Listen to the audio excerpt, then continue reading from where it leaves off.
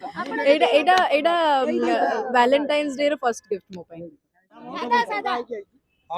ବହୁତ ଭଲ ଅଛି, ଖାଇଦଉଛି। ହଉଥିଲା ନା ଦିନକୁ ଯେତେବେଳେ ବହୁତ ପାନ ଖାଇବାକୁ ପଡୁଥିଲା ସେତେବେଳେ ପାନରେ ଚୂନ ଟିକେ ଅଧିକ ହେଇଯାଉଥିଲା ତ ହଁ ଖାଇଛି, କର ଖାଇଛି। ଆଉ ଏତେ ସିଭିୟର ଖାଇଥିଲା ମୁଁ ସେତେବେଳେ ସାର୍ଙ୍କୁ ଫଟୋ ପଠେଇଥିଲି କି ସାର୍ ଆକ୍ଚୁଆଲି ଚୂନ ଅଧିକ ହେଇଯାଉଛି, ମୁଁ ଯେହେତୁ ଜଗି ପାରୁନି ସେ ପାର୍ଟଟା। ତ ତା ପରଦିନ କ'ଣ ହେଲା, ପାନର ସେ ଯୋଉ ପୁରା ମସଲା ଜାଗାଟା ଆସିଲା, ମୁଁ ପାନ ଭାଙ୍ଗିବା ଷ୍ଟାର୍ଟ କଲି ଆଉ ତାପରେ ମୁଁ ନିଜେ ଖାଇଲି, ନିଜେ ଆକ୍ଟିଂ କଲି। କୋଉଠି ଅଛୁ ରେ କୁକୁର ଛୁଆ, ଜଲ୍ଦି ଆସ।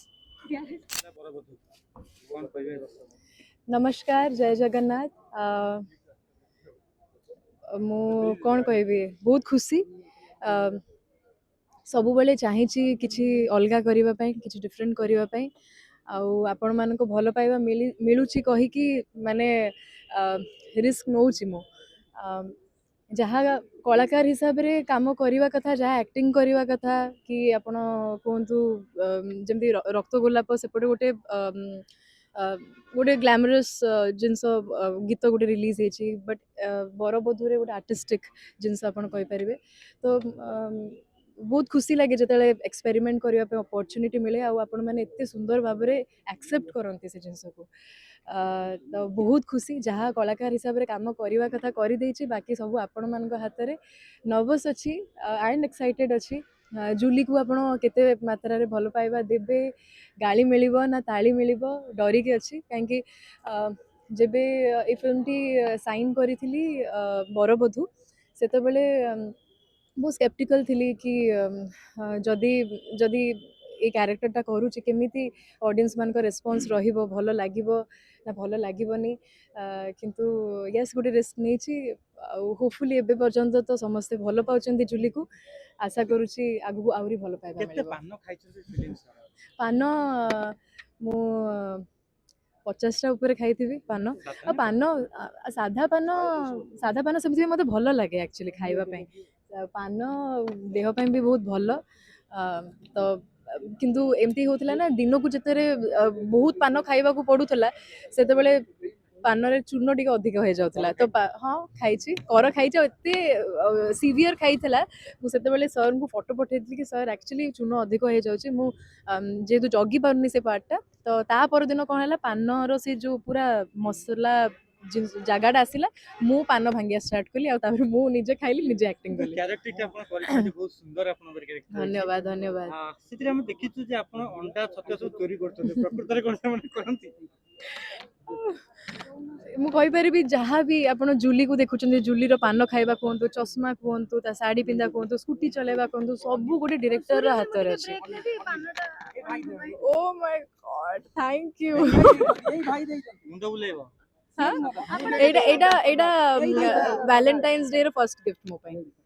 Thank you so much. ଆଉ ଜୁଲି ତରଫରୁ ସବୁ ଅଡିଏନ୍ସ ମାନଙ୍କୁ ପାନ।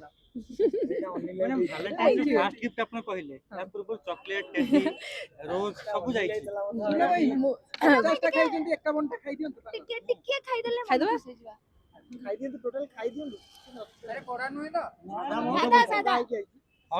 ବହୁତ ଭଲ ଅଛି, ଖାଇଦଉଛି।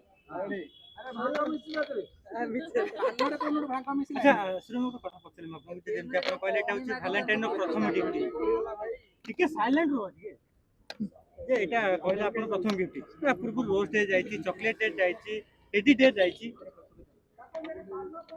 ଯେତିକି ଭଲ ପାଇବା ଅଛି ମୋର ସବୁ ଅଡିଏନ୍ସ ମାନଙ୍କ ପାଇଁ ଅଛି।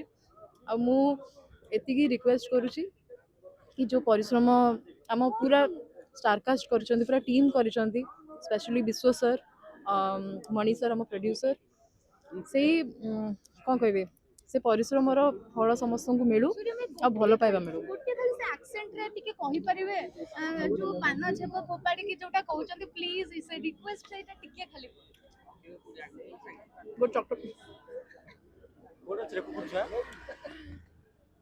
ହଁ, ହ୍ୟାଲୋ, କୋଉଠି ଅଛ ରେ କୁକୁର ଛୁଆ, ଜଲ୍ଦି ଆସ। ଚଟକଣ୍ଡେ ଖାଇବୁ। ଯୋଉ କ୍ୟାରେକ୍ଟରଟା ଆପଣ କରିଥିଲେ, ସେ କ୍ୟାରେକ୍ଟରଟା ଆପଣ କାହାକୁ ଫଲୋ କରିଥିଲେ, ମାନେ ଯୋଉ ଅଙ୍ଗନବାଡି ଦିଦିଙ୍କୁ ନେଇକି ଫଲୋ କରିଥିଲେ କରିବା ପାଇଁ, ନା କେତେ କଷ୍ଟ ହେଇଥିଲା ଆପଣ ସେ କ୍ୟାରେକ୍ଟର କରିବା ପାଇଁ, ସହଜ ହେଇଥିଲା? ନା ମାନେ ଯେମିତି କହିବି, ଗୋଟେ ଫିଲ୍ମ ହେଲା ଗୋଟେ ଡିରେକ୍ଟର୍ସ ମିଡିୟମ। ତ ଯାହା ବି ଆପଣ ଦେଖୁଛନ୍ତି ଡିରେକ୍ଟରଙ୍କର ହିଁ ଭିଜନ।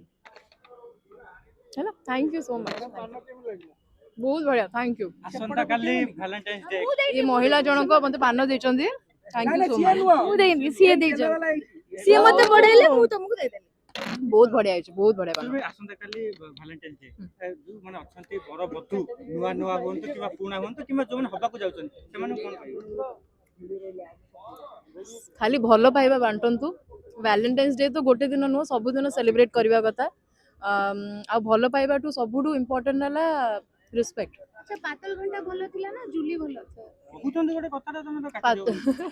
ହଁ ଯେମିତି କହିଲି ଭଲ ପାଇବାଠୁ ଅଧିକ ଇମ୍ପୋର୍ଟାଣ୍ଟ ହେଲା ରେସ୍ପେକ୍ଟ ଯଦି ଆପଣଙ୍କ ଭିତରେ ରେସ୍ପେକ୍ଟଟା ରହୁଛି ଭଲ ପାଇବା ମନକୁ ମନ ବଢି ବଢି ଚାଲିବ ଆଉ ପାତଲ ଘଣ୍ଟା ଆଉ ଜୁଲି ବିଷୟରେ ଯୋଉ ପଚାରୁଛନ୍ତି ପାତଲ ଘଣ୍ଟାଟା ଯେମିତି କହିଲି ପାତଲ ଘଣ୍ଟା ଗୋଟେ ବହୁତ ଗ୍ଲାମରସ୍ ପାର୍ଟଟା ଗୋଟେ ଗ୍ଲାମରସ୍ ଗୀତ ଆଉ ଏଇଟା ବହୁତ ଆର୍ଟିଷ୍ଟିକ ସୋ ଡିଫରେନ୍ସ ଅଛି ବଧୁ କେବେ ଆସିବ ଆପଣ କେବେ ବାହା ହଉଛନ୍ତି 2024 ସେ ବିଷୟରେ କିଛି ଆଇଡିଆ ନାହିଁ କିନ୍ତୁ ଏବେ ମିଶିକି ଚାଲନ୍ତୁ ଦେଖିବା ବରଗଡ଼ ଠିକ ଅଛି